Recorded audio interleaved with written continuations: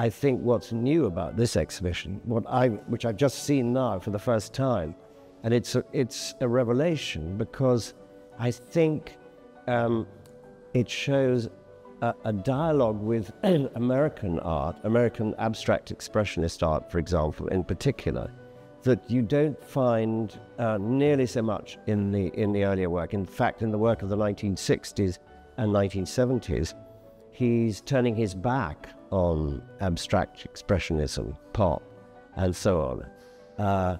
But now, I think there are some absolutely wonderful paintings in this exhibition that demonstrate a dialogue with artists like Jackson Pollock, like de Kooning, an artist, it has to be said, he's always admired, I think, but also Franz Klein, and even later Robert Rauschenberg, particularly these paintings that have cloth stuck to them in a kind of assemblage or collage-like way, like Rauschenberg's combis. And Andy Warhol, these paintings of in series, like the Shadow series or the leg series, the feet series downstairs. So while many of the themes were there in the work of the 60s and 70s, the head, the foot, the leg, they kind of explode in this exhibition on a scale that we've never seen before. I mean, that's the other thing, I think, in order to compete with American abstract expressionist painting, he's working on the same scale as Pollock and these other artists. So that's the big revelation for me about this show of late work.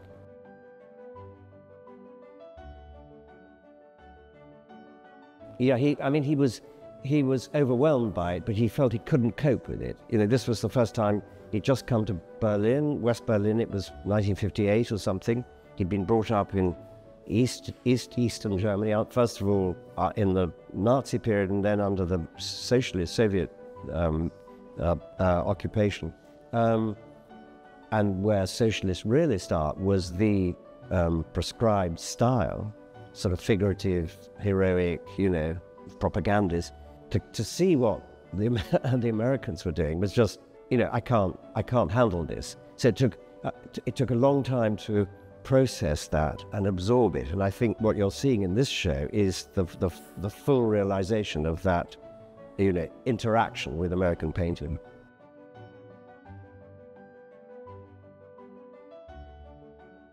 I think what's so interesting about this exhibition is that nearly all the works painted after 2019, i.e. in the last 5 years, not everyone, but most of them, were done by this new technique that he's developed, which you might sum up as a monotype or a monoprint, in which he places unstretched canvas on the floor, primed unstretched canvas on the floor. Incidentally, he's been painting on the floor since about 1990, like, you know, Jackson Pollock.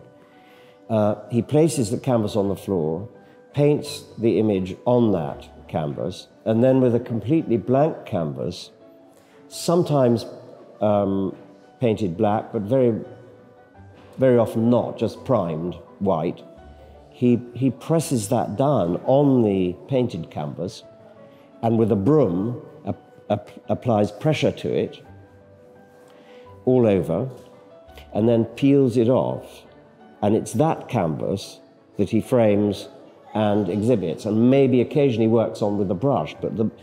So what you're actually seeing is a painting that's not been made with a brush.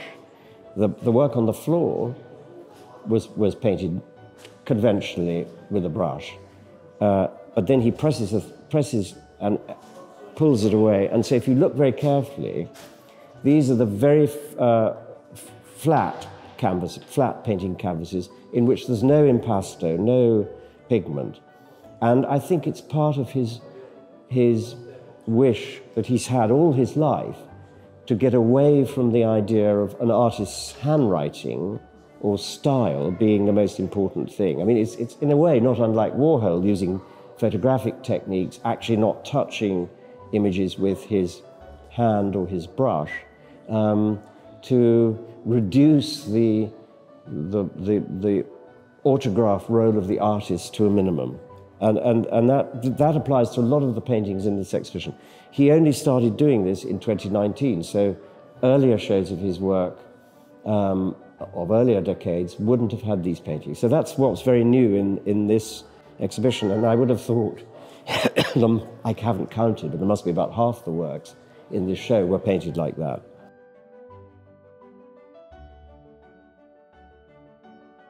You see it, you can see it, what's going on. Yeah, it's this kind of very flat, almost sort of scraped or dragged. Sometimes it crinkles into a you know, in the paint hardens and crinkles.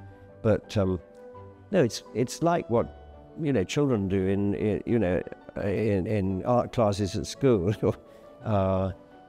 So yeah, so that's definitely what's new about this show.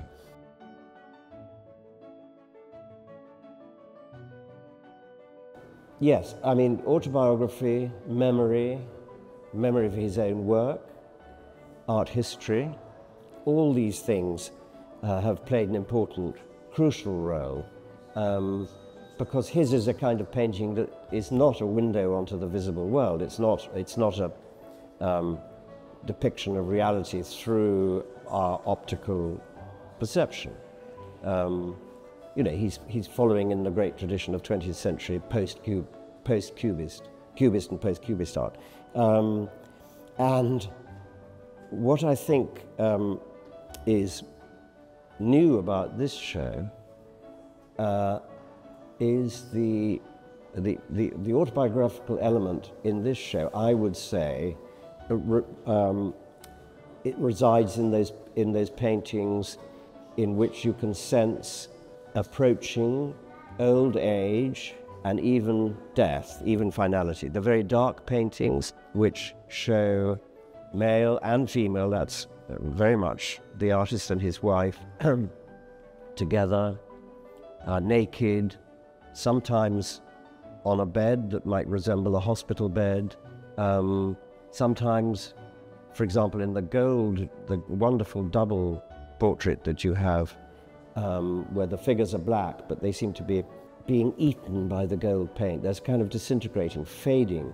There's something ghost-like, spectral about a lot of a number of these paintings on black grounds, where the figures are very lightly sketched in paler paint. And that I think is a feature of the work of the last 10 or 15 years, this sense of mortality.